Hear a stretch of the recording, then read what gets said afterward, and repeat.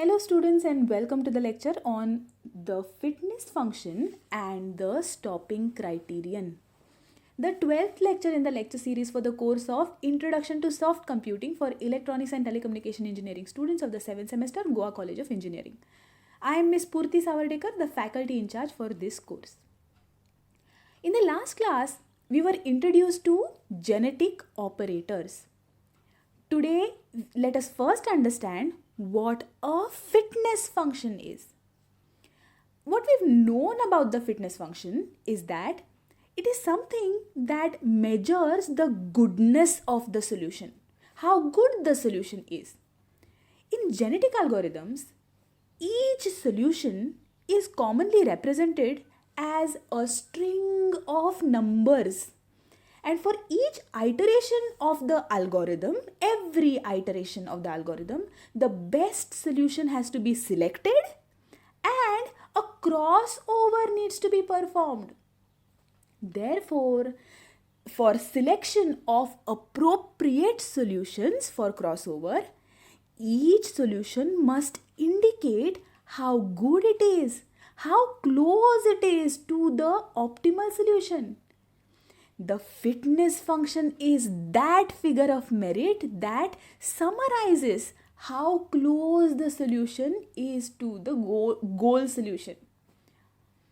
Therefore, the fitness function takes the solution under consideration as the input and produces an output value that indicates how fit that solution is or how good that solution is. The fitness function gives us a quantifiable way to perform two tasks.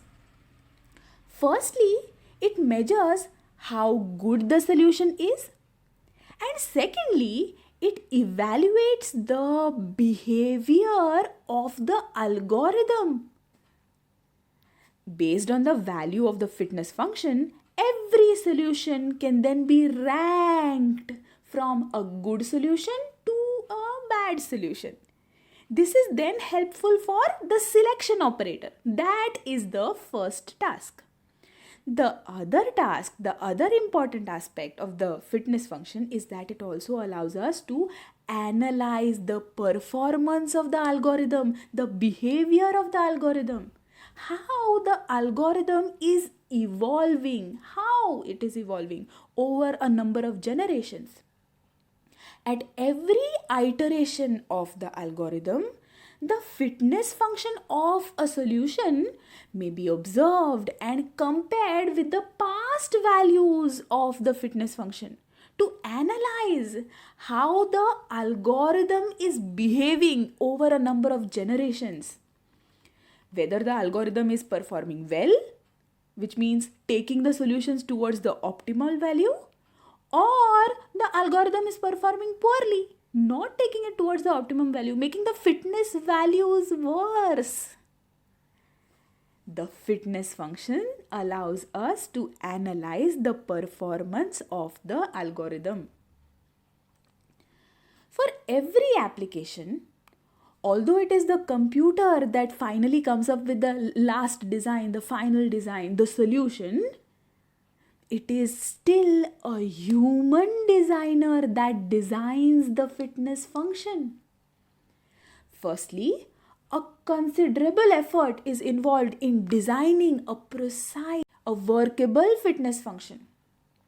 If this fitness function is not designed well, the algorithm will either converge on an inappropriate solution or will have difficulty in converging at all.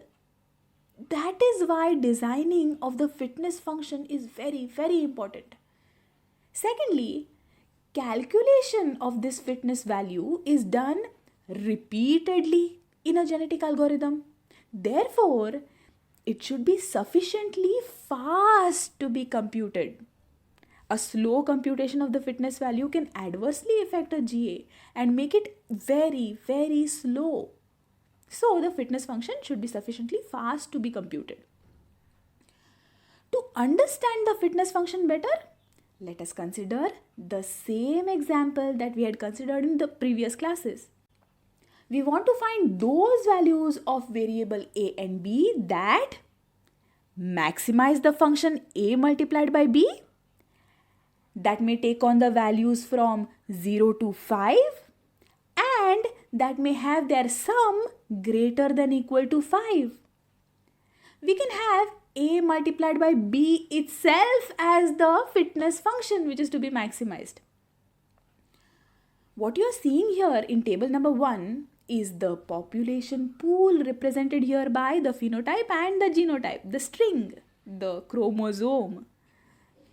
We here see that some of the solutions are feasible solutions and some of them are infeasible solutions. How? The constraints. The sum of a and b should be greater than or equal to 5. We decide that the infeasible solutions must be given a fitness value of -1. We decide that. Therefore, 1 plus 1 equals 2 gets a fitness value of -1. Similarly, 2 plus 1 which equals 3 and 2 plus 2 which equals 4 also get the value of -1. Whereas 3 comma 2 gives the fitness value of 3 multiplied by 2 which is equal to 6. It is a feasible solution. 2 multiplied by 4 and 4 multiplied by 2 both give a fitness value of 8. I hope that the concept of fitness function is understood. Now let us move on to the next topic of interest today, the stopping condition. The genetic algorithm operates in an iterative manner and runs generations by generations, and this continues till a particular criterion is reached. This is the stopping criterion or the termination condition. The stopping condition decides when the GA run will end. We usually want a termination condition such that our final solution is close to the optimal at the end of the run. So, when the stopping criterion is reached, the best solution in the generation at that point will be considered as the final solution. It is usually observed that the solutions improve over generations.